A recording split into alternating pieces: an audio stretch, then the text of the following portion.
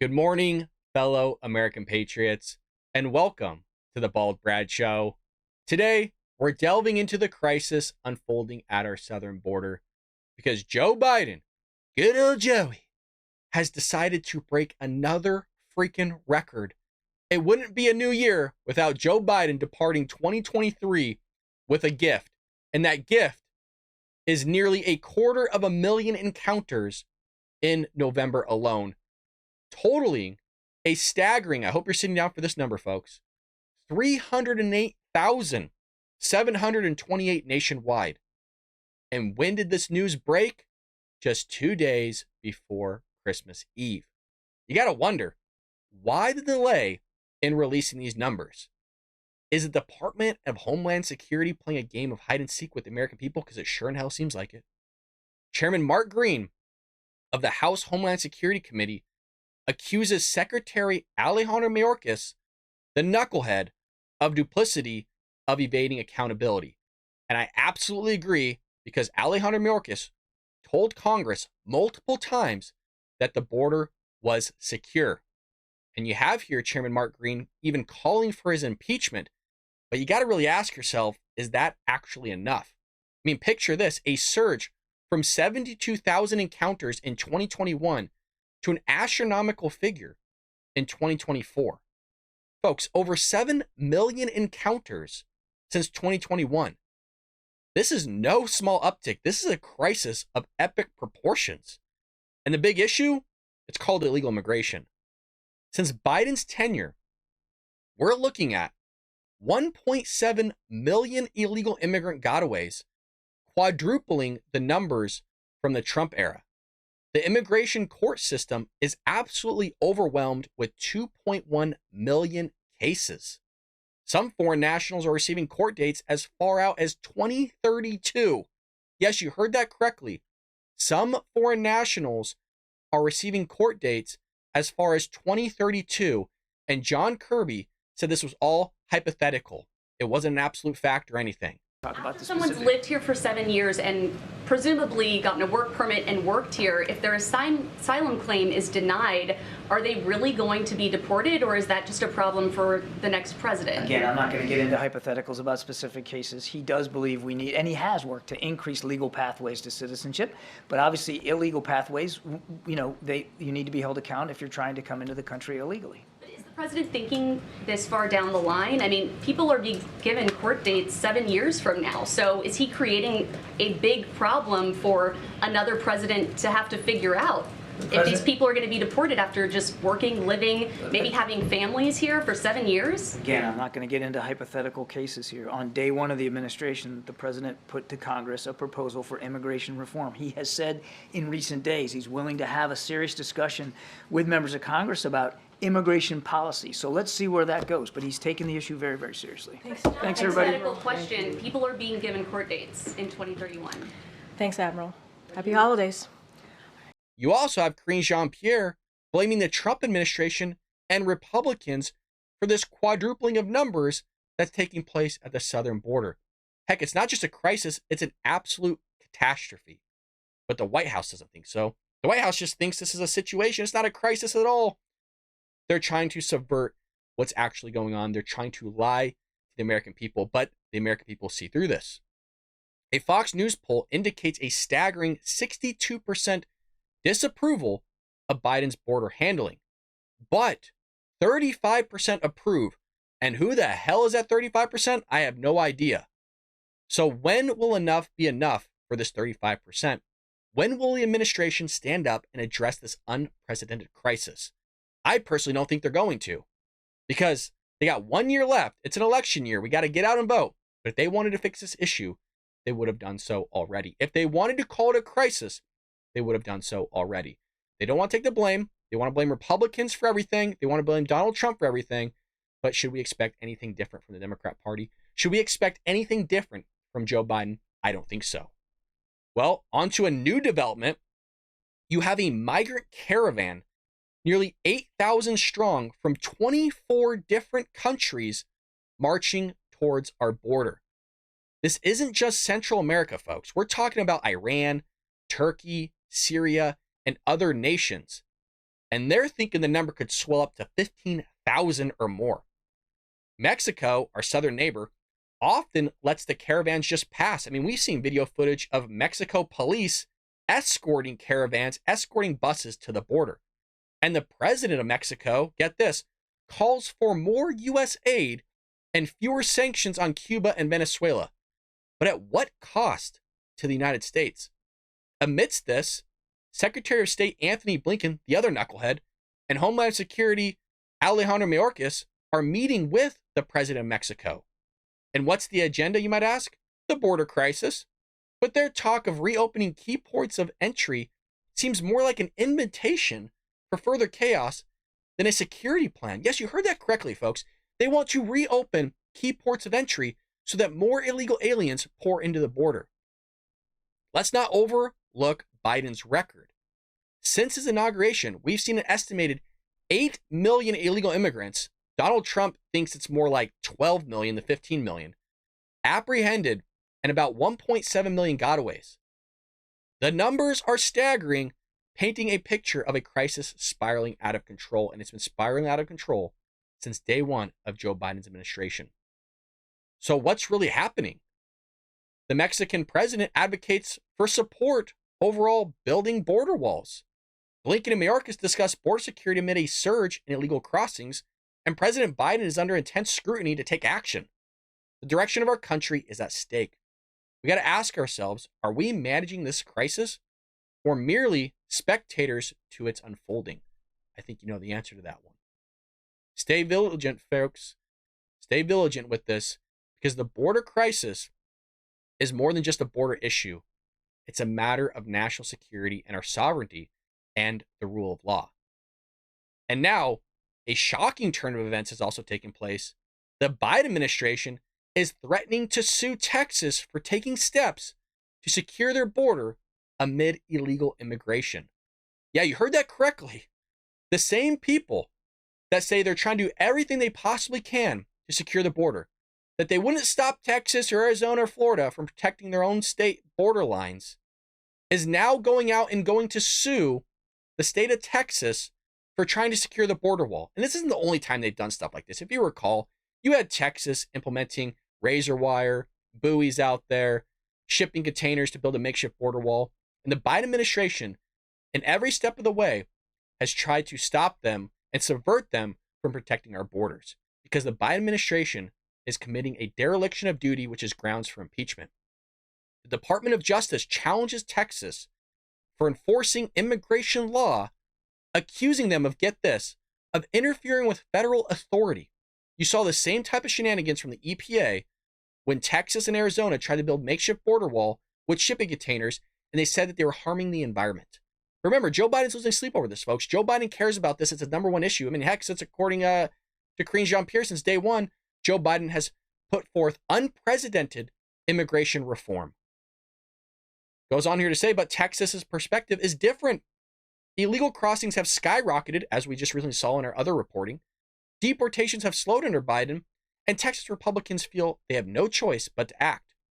DOJ's Brian Boynton have issued an ultimatum to Governor Greg Abbott. Seize enforcement of the new law or face legal consequences. I mean, let that sink in. Seize enforcement of the new law or face legal consequences from the same administration that says they're doing anything and absolutely they possibly can to stop this flow of illegal immigration. I mean, it floors me that they could say this while at the same time having new record-breaking immigration numbers month after month. I mean, hell, we haven't even got December numbers, and December numbers are supposed to sit there and beat out November numbers. And if you recall, December is supposed to have the smallest amount of encounters at the border because of the weather, but Joe Biden is on pace to break another freaking record. This law, which empowers local police to handle immigration enforcement, challenges the catch and release policy of the Biden administration. Yet Texas stands firm, ready to defend itself against what they see as President Biden's open border policies. Absolutely agree with Texas on that one. While this legal drama unfolds, the border crisis intensifies. Illegal crossings surge to a record in November, showing no signs of abating. This is not just a problem for Texas, folks. It's a problem for America. So where does this leave us? With a border in chaos, a federal government suing a state trying to protect its citizens, a legal battle that could redefine state and federal power dynamics?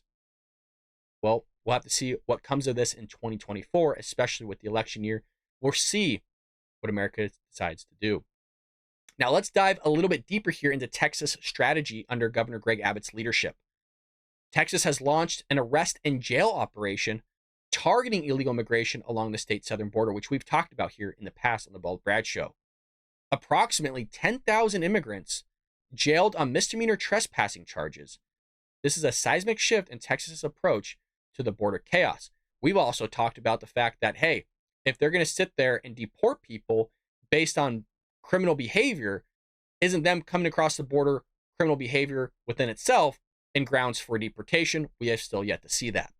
In 2021, Texas passed legislation allowing law enforcement to arrest and detain immigrants who entered illegally on trespassing charges. Fast forward to December 18th, and Texas takes it a step further, which is what we wanted to see. This is good news. This legislation, set to take effect in March, is now under threat of lawsuit from the Biden administration. Typical. But remember, I know I'm repeating myself. The Biden administration is doing anything and everything they possibly can to make sure our borders are secure. Their actions say otherwise. Principal Deputy Assistant Attorney General Brian Boynton, we've heard of before, warned Governor Abbott to back off or face legal consequences. But is Texas the villain here? Or is the state pushed to its limits by federal inaction? Again, I think you know the answer to that one. The effectiveness of Abbott's efforts is debated. In November, the border saw nearly 250,000 law enforcement encounters with immigrants. And as we speak, another migrant surge is building, which we talked about.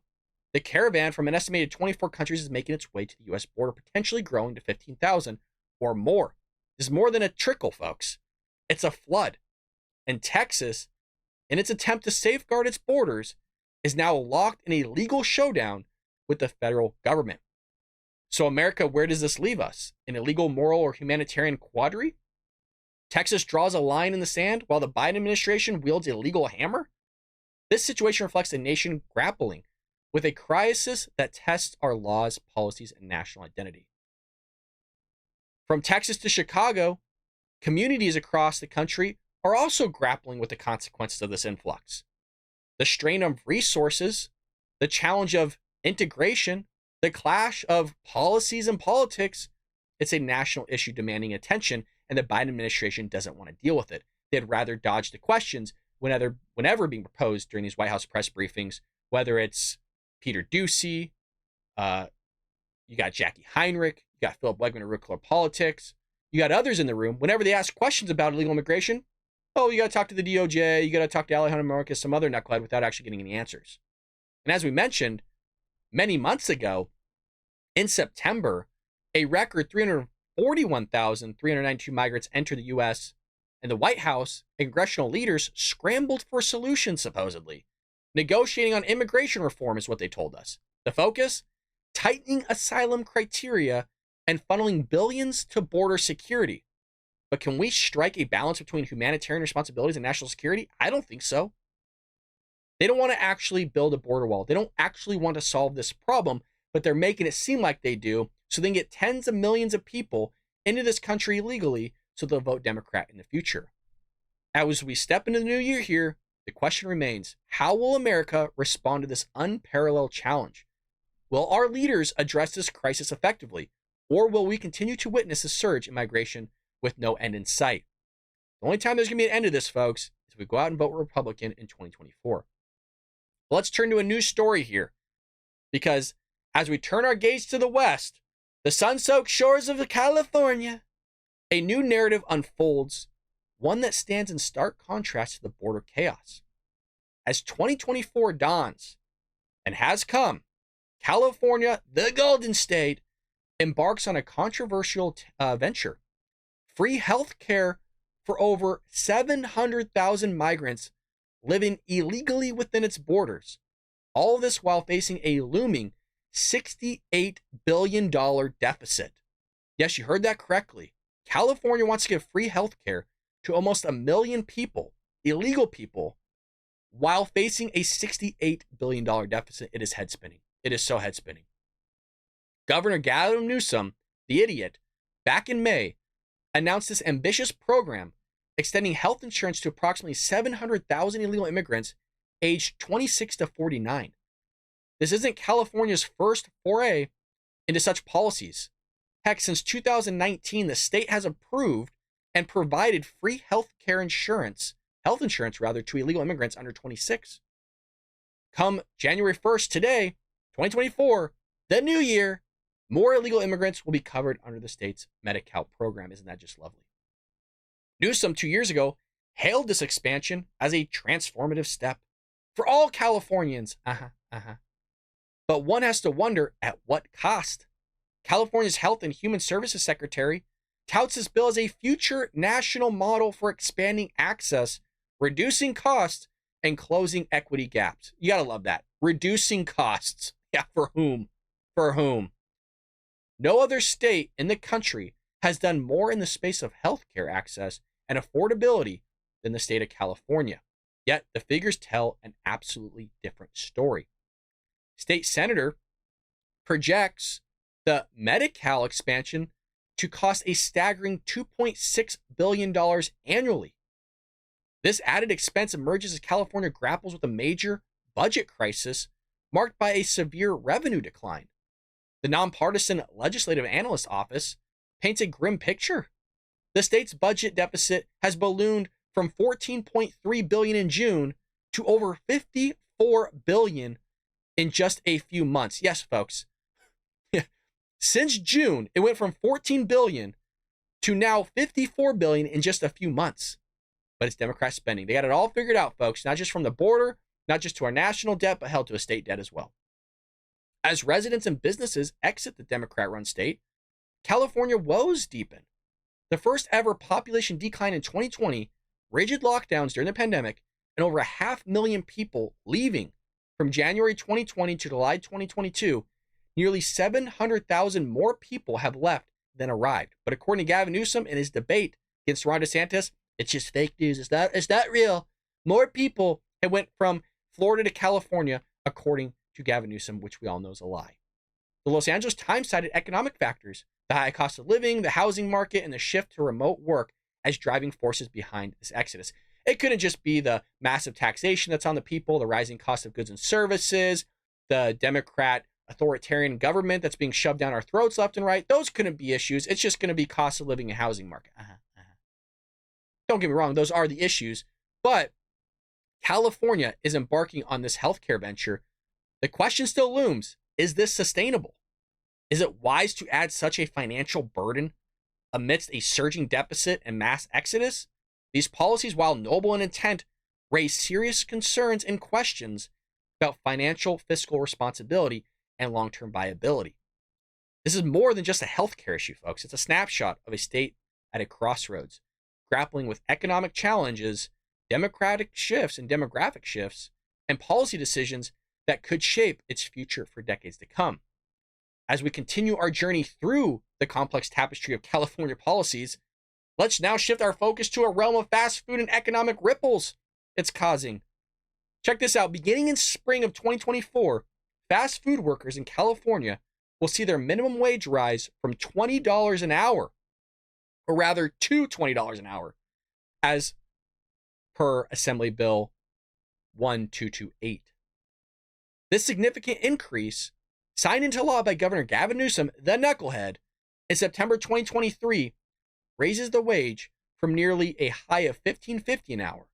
This makes California's fast food workers among the highest paid in the nation, surpassing even Washington State and Washington, D.C. But ladies and gentlemen, as always, there's more to this story. The burning question on everyone's mind, will this wage hike inflate menu prices at our favorite drive-thrus? Giants like McDonald's and Chipotle have already signaled price increases in response to this pay bump. This bill, born from the rising cost of living and the struggle of most fast food workers living at a below the federal poverty line, aims to provide living wage, but at what cost? You're seeing places, I was just vacationing in San Diego, and you're getting hit with a surcharge of 4% because of the cost in these wages for these businesses, and so it's going to get passed down to the consumer. There was a lawsuit on those surcharges, but the state ended up winning and saying that those surcharges are allowed, or rather the businesses end up winning per the state.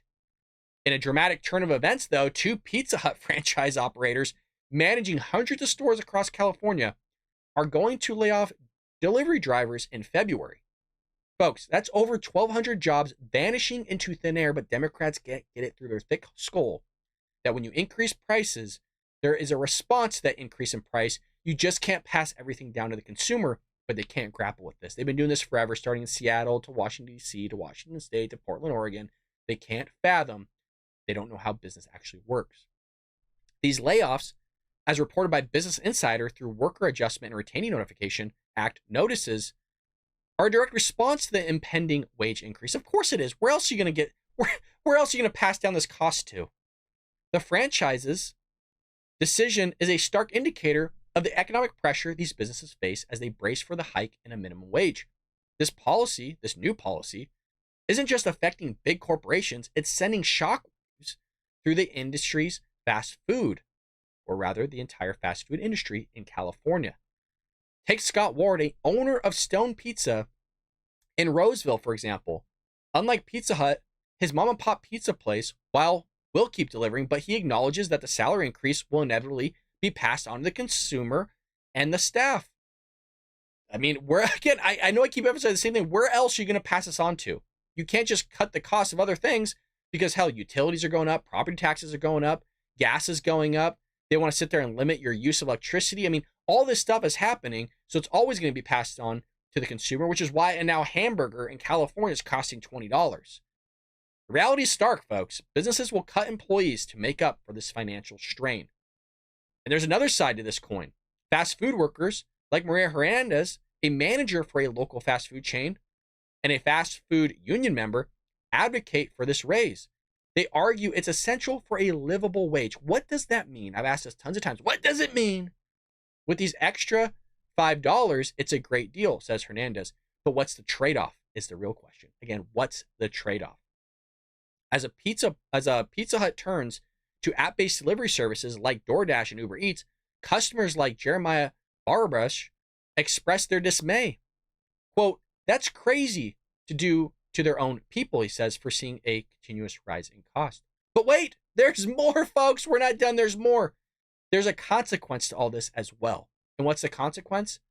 The wave of automation is sweeping through the fast food industry. A Pasadena-based company, which is in California, is leading the charge, claiming robots are the future of fast food. Miso Robotics, a restaurant automation company, has installed burger and fry making robotics in a new restaurant in Pasadena's Old Town. This venture, according to John Miller, CEO of Pop ID and board member of Miso Robotics, represents the world's first fully automated restaurant from ordering to cooking. Yes, folks, you heard that correctly. The world's first fully automated restaurant. The world's first fully autonomous restaurant will soon be opening in Pasadena. The new burger joint, Cali Express, is anything but utilizing the world's first AI-powered robotic fry station and grill. Eyewitness News reporter Rob Hayes brings us a first look. When you think of fine food and dream dinners, spread it on the plate. It's usually the human touch that pushes it into the realm of greatness.